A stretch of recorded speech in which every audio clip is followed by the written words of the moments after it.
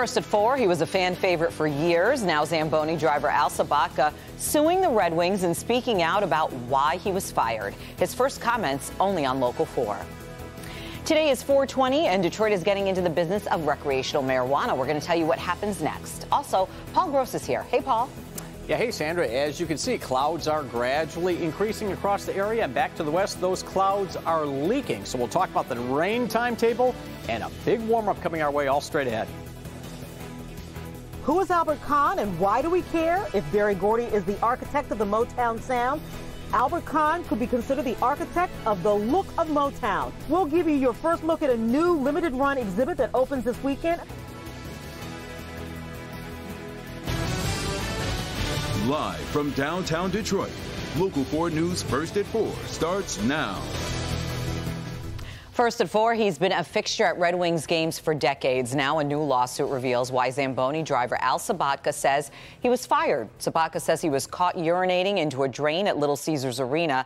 Sabatka says he suffers from a condition that makes him need to use the bathroom frequently. The lawsuit claims he had just cleaned the ice and had to go, but the nearest bathroom was far away. A male employee saw him urinating and then reported it. Sabatka was first suspended, then later fired. He's suing Olympia Entertainment, saying he was discriminated against because of his age and disability. He just talked to our Bernie Smilovitz. When they said you were being terminated for improper conduct, did your mind just begin to race out? First of all, yes, I was shocked. Yeah. And disbelief. I didn't know what to say. You know. Yeah. Heartbroken? Heartbroken, very much, yes. Sabatka is seeking damages from the lawsuit. We're going to have much more with his one-on-one with Bernie coming up for you tonight at 5. Today is a turning point for the city of Detroit and for people looking to get into the business of recreational marijuana. Online applications are now open for adult use marijuana licenses. The Detroit City Council approved that ordinance with an 8-to-1 vote. That was earlier this month. The city will only issue 100 retail licenses, with half of them going to social equity applicants. City Council will vote on a date to start issuing licenses. Some business owners say they thought this day would never come. It's a huge stress reliever that we've gotten to this point, and being able to submit the application is a huge opportunity for us and everybody else within the city of Detroit, and we're going to see sales skyrocket. Coming up tonight at 5, we're going to dive into how the application process really works and how the city is dealing with all of the applications now rolling in. The FBI with a new warning today for parents about what it calls the sextortion of young children. It's another reminder you really have to know your kids' social media habits. The FBI in Detroit says it's getting reports of adults posing as young girls online. Then they convince young boys to produce sexual images or videos. And once the images are sent, the victim is then threatened with exposure unless they pay the perpetrator. Nationally, the FBI's Internet Crime Complaint Center received more than 18,000 sextortion-related complaints last year. Coming up new at 6, we're going to hear how one sextortion scheme in the UP had deadly consequences. COVID-19 cases have climbed a little bit here in Michigan. The state, in fact, just released its now weekly update. Michigan reporting more than 10,000 cases in the past 7 days. That number was about 7,700 last Wednesday, and those numbers probably don't include many home testing results. The 7-day average for positive tests is also up to nearly 8% from 5%. We've also seen another 78 virus-related deaths, including confirmed and probable cases. In the first forecast on this Wednesday, we are watching out for more rain, but your evening plans should be okay. Paul Gross is here with a look ahead for us. Hey, Paul.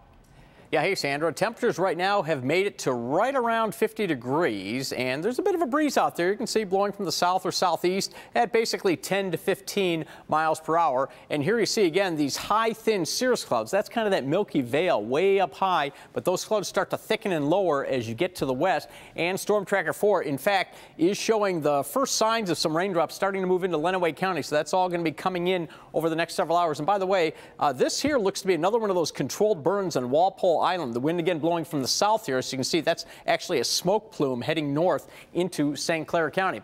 All right, if you're going to the ball game tonight, you better plan on at least a few showers around, if not some light rain at times. Temperatures slow to fall, but falling into the mid-40s by the end of the game. We have a big warm-up. I'm talking about Radio City Music Hall big, coming in just in time for the weekend. We'll talk about that in a few, Sandra. All right, thank you, Paul. Russia pounding Ukrainian cities, still looking for that big victory it thought would come so easily when it launched the invasion back in February.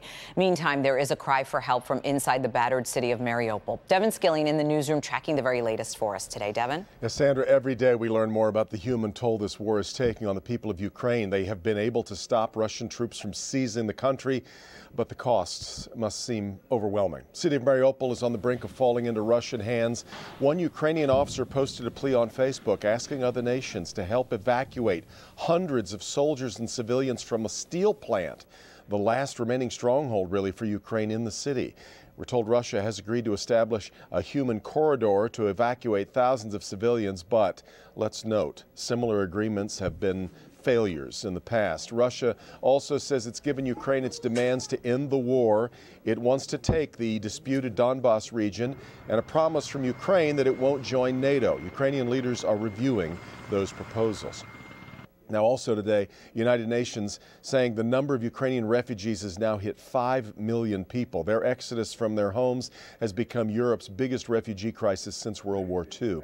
Plus, the UN estimates 13 million Ukrainians are believed to be trapped right now in the war-torn areas of their country.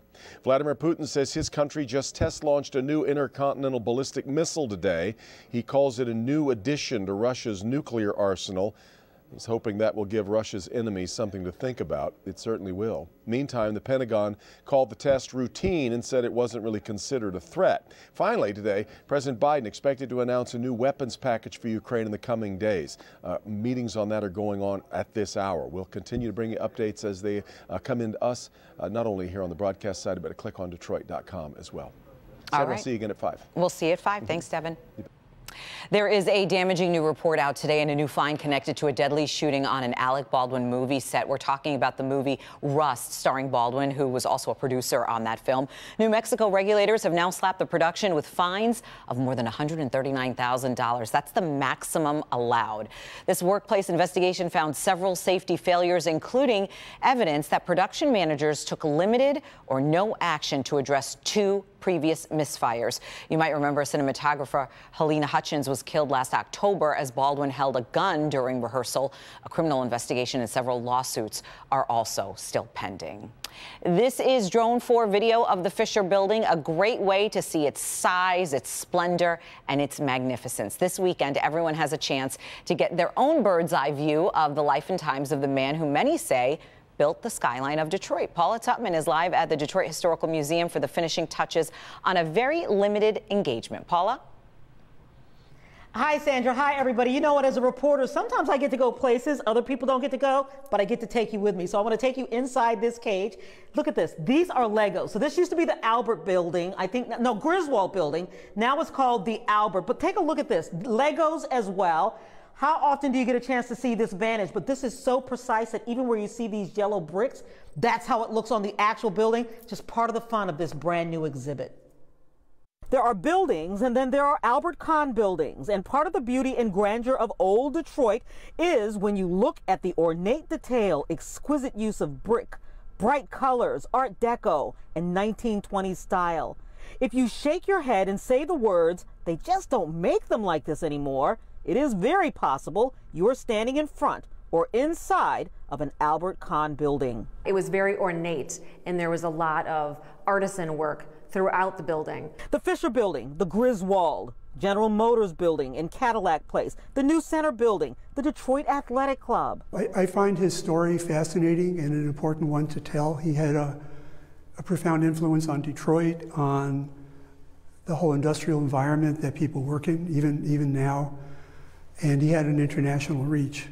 He's also a classic successful immigrant story. The Detroit Historical Museum is paying homage to the works of Albert Kahn, and today, curators and staff are building in the last details of a special limited-run exhibition that takes you into the life, the world, the philosophy, and the grandeur, the magnificence of Albert Kahn. I think we had an opportunity here to tell a very full story, to give people an appreciation of really some buildings that they see every day, stories behind them. In the exhibit, incredible Legos replicas built by James Garrett. You know what? They're fun. They show a whimsical side to the magnificence of the mastery of the actual buildings.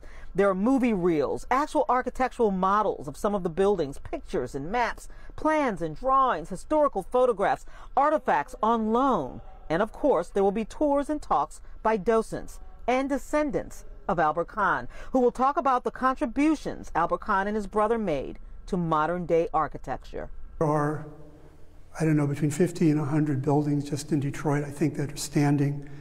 Some are on the National Registry. So even now, you know, he died in 1942, you know, his work is still a presence here.